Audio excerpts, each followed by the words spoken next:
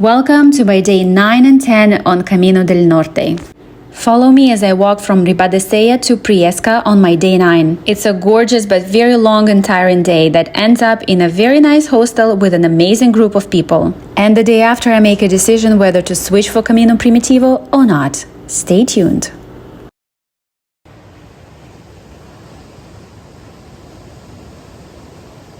Like I mentioned before, I choose my destination of the day based on the hostel. I spot a very nice hostel in Priesca, 30 kilometers away from Ribadesella.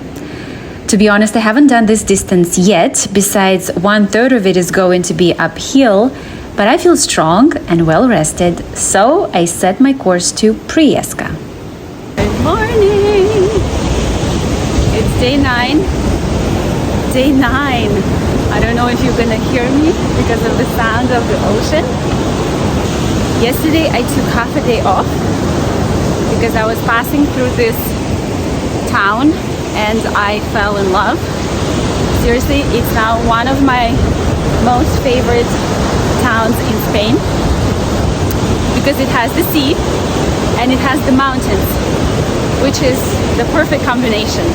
Like, what else can you ask for? I decided to slow down here, give my feet some rest, give myself some rest. Yesterday was exactly 1 week since I started walking, so I decided to celebrate. And what a wonderful time I had. Now I'm in a great mood, not like yesterday. Oh, I'm so happy. It's gonna be a nice day. I have big plans for today. Many kilometers to do, but we'll see. It's my Camino. If I feel like stopping somewhere earlier, I'm gonna let it be. Bon Camino! It's a gorgeous day from the start. I just had an amazing breakfast with my Camino friend Venera, and then like every other day, we just say goodbye to each other and start walking in our own pace, and we don't know if we'll ever see each other again, but that's the beauty of the Camino. After about an hour and a half in the woods, I came out to this. Oh my God, it's beautiful.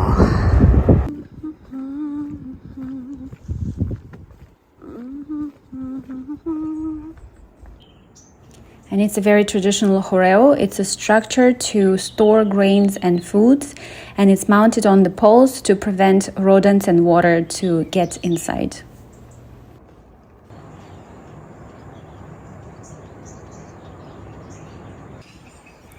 When you pass through small villages like this, everything looks so quiet, everything is closed, there's no people, and you feel like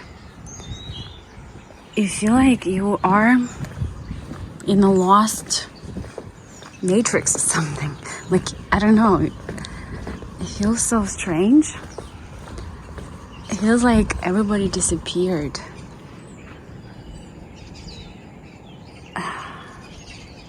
It's a strange feeling. At first, I wasn't comfortable with that feeling. It was scaring me. But now, I'm getting used to it and I kind of like it. Look at this. It looks so spooky. Like, look at this abandoned house. There's signs of life. Like, there's signs of life. But there's nobody.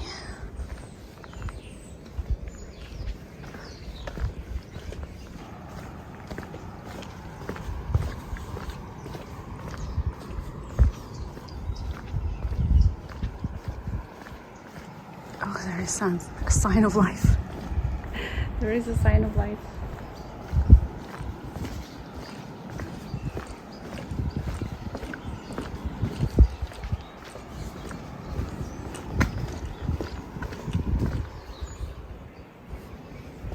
By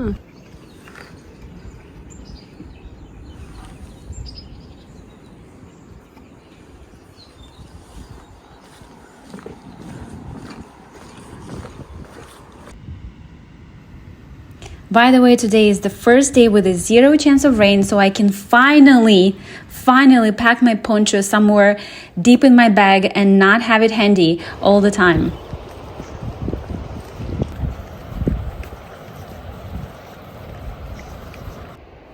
The higher you climb, the more beautiful the views become.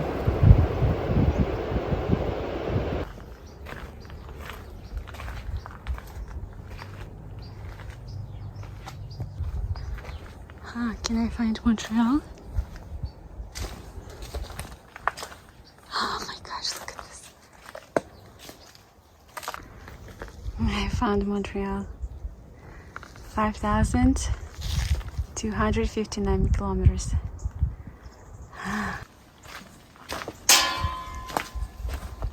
Hola! And then I meet this gentleman who suggests me to make a sign for the place where I am from. And since Montreal was already there, I decided to make a sign for my hometown back in Russia.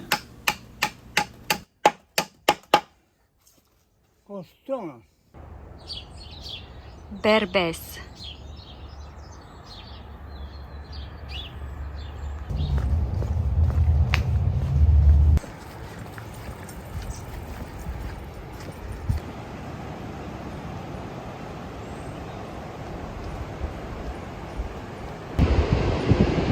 On the way to Karavia, another beach.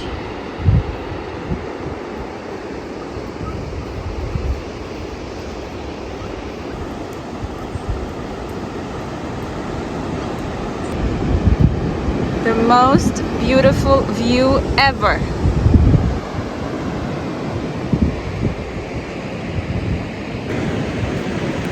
As I'm taking a little break on the beach, which is just spectacular, I want to tell you about the routine on the Camino, the daily routine.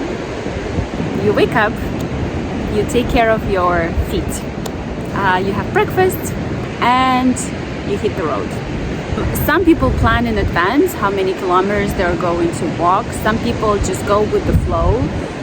It's very, very personal. There is no set schedule. So yes, there are stages that are suggested by the apps or the books, but you can always customize it. I don't even look at anything suggested. I actually prefer to build my own Camino. Like today, for example, I feel like walking. I feel like doing 30 kilometers, and it's fine. And maybe tomorrow I won't feel like walking. Like yesterday, I took half a day off. So we are all traveling on our own schedule. Like for example, just now I met a girl, Ines, that I had met on my day 2, and today is my day 9. So for 1 week we haven't seen each other, and a week later again we meet on the Camino. So you meet people, then you lose them, and then you meet again. It's amazing. In fact, it's amazing. And to continue with the daily routine, you walk, you take breaks, you enjoy places, you have lunch. And in general, on Camino del Norte, there is no problem with access to food. At least I didn't have any problem. There was always a cafe, a little village, a little store available, so you don't have to carry a lot of snacks on you. When it comes to your overnight accommodation, there are albergues that offer communal dinners, and I would always recommend to do that for the experience, because this is the best part of the Camino. You all sit down at a big table and share a meal. Some albergues do not offer that, but normally there is a kitchen where you can cook your own meal. And on those rare occasions when the albergue is literally in the middle of nowhere and there is no store close by, then you would have to plan your provisions for the night in advance and maybe get something for dinner in advance. I'm doing a detour again, and look at these views. And look, the mountains, and on the other side. Oh wow.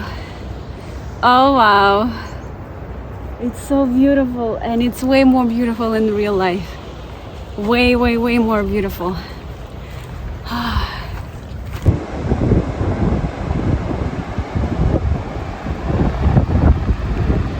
100 video of the same place, but it's just so beautiful that you want to take a video of this place from every single angle.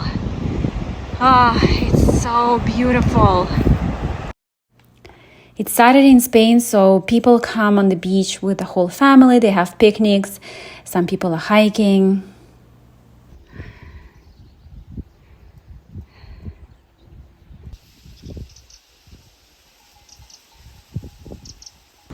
Entering the town of Coruña.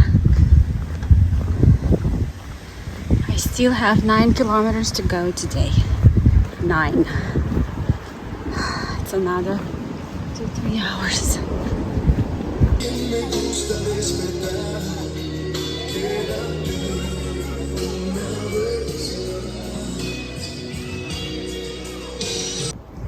And going out, Coruña. It's like this, you just pass the village and come out of it.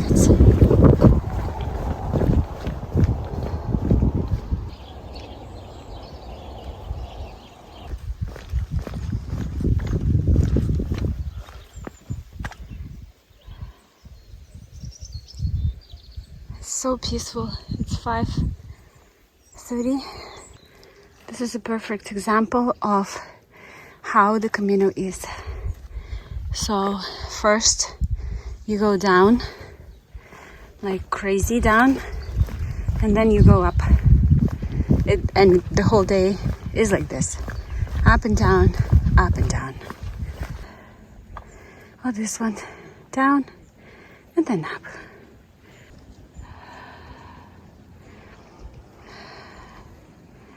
Bad news. So close to my final destination, Priesca.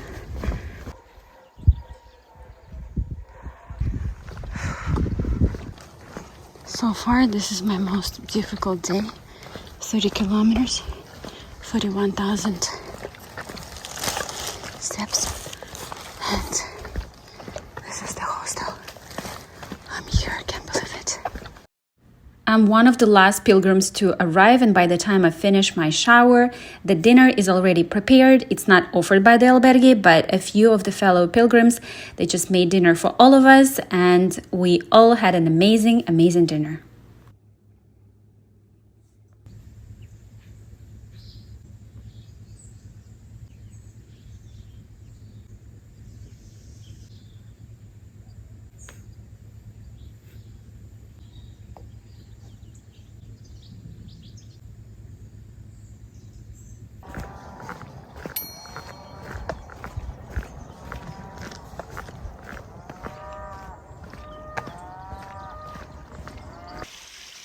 Is it scary to walk Camino de Santiago alone?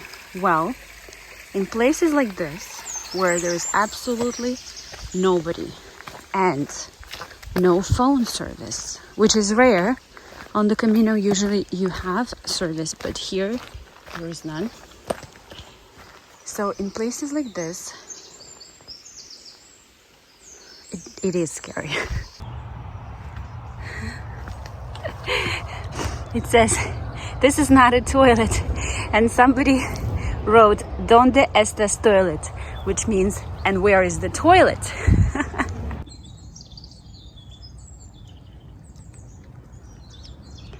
So peaceful, so quiet. Such a beautiful morning. I'm heading to Villa Viciosa.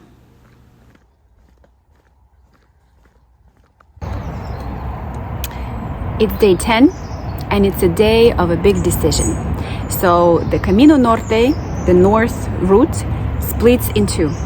So some people, they stay on the Norte and they keep going along the coast, and some people switch for the Camino Primitivo, which goes through the mountains. And this is what I'm considering to do. So Camino Primitivo is 200 something kilometers, so it's like 12, 13 days, depends how fast you go. It's supposed to be more communal. It's a little more challenging, so I would definitely need to buy myself sticks. But it's supposed to be really, really beautiful. I have talked to people who have done 40 Caminos and over, and everybody says that Camino Primitivo is the most spectacular one. And since I love the mountains and I love the coast as well, but I feel like I've spent enough time on the coast, I'm ready to switch for the mountains. The mountains are calling. And honestly, I want to experience that. Like, I was searching for this feeling of the community, you know, that feeling of a adult camp. So I'm gonna go for the Primitivo, which I'm very, very excited about. So tonight I'm gonna be in a bigger city, and I need to take care of my hair because my roots are getting gray. I need to buy sticks, and tomorrow probably I'm gonna start my Camino Primitivo. So it's day 10, and how do I feel? I feel like I'm finally getting used to it. I'm finally getting into my routine, finally getting more comfortable with the surroundings, and I'm really loving it. And honestly, I don't even want it to end. I really love it. It's been 10 days and it doesn't feel like it. It just feels like a few days. Seriously, feels like it's been 3 or 4 days. I still have more than a half to go, but I already feel a little bit sad that one day it's gonna end. That's how much I like it. So I walked to the town of Villa Viciosa, had a coffee, and head over to the bus stop. And since it's Sunday, unfortunately, there is no direct bus to Oviedo. But a very kind stranger recommends me to take a bus to Gijón, and then from there, take a bus to Oviedo. I follow his advice, and here I am. I'm in Oviedo. I decided to take advantage of being in a big city and go get my hair color done. And since it's Sunday, the Decathlon store is closed, so I have to postpone buying my walking sticks until tomorrow, which means I won't be able to start walking tomorrow until after 9. I go explore the historical city, and it actually feels so weird to be in a big city after several days of being in different small villages. I have dinner, then I head back to my hostel to relax because tomorrow is a big day. Tomorrow I'm starting Camino Primitivo, which I'm both excited and a bit stressed about because it's supposed to be very challenging. And with my feet, I don't know how it's gonna go.